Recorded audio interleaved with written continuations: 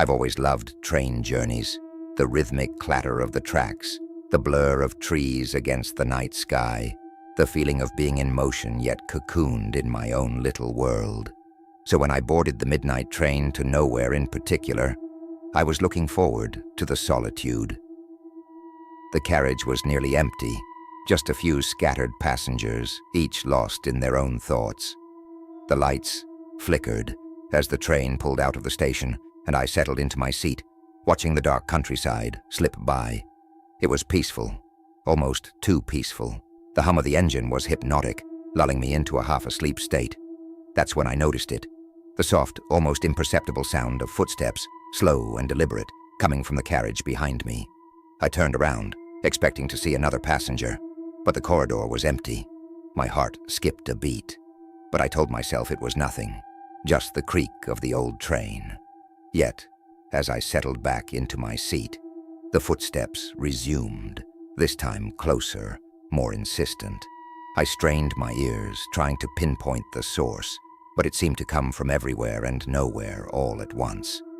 The hairs on the back of my neck stood up, and I felt a cold sweat trickle down my spine.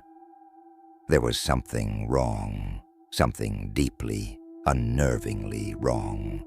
Suddenly the train jolted violently, throwing me against the window.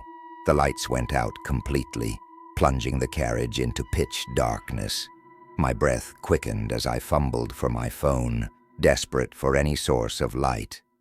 But when I turned it on, my blood ran cold.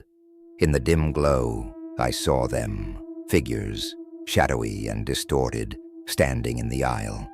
They were barely human, more like twisted reflections, their faces featureless, their limbs unnaturally long. They stared at me with empty, hollow eyes, and I could feel their gaze piercing into my very soul.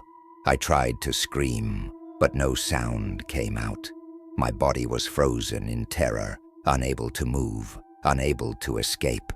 The figures began to advance, their movements jerky and unnatural, like marionettes controlled by unseen strings. I could hear the clatter of their steps, matching the rhythm of my racing heartbeat.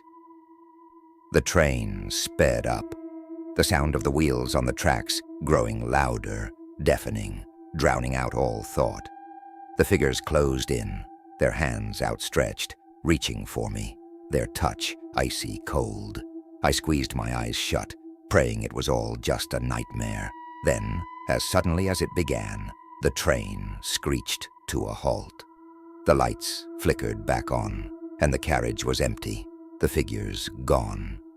I was alone, the only sound the soft hiss of the train's brakes.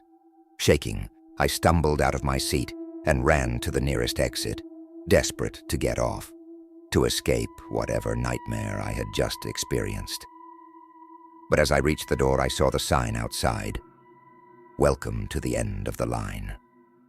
The train doors slid open with a hiss, revealing nothing but a vast, empty void beyond.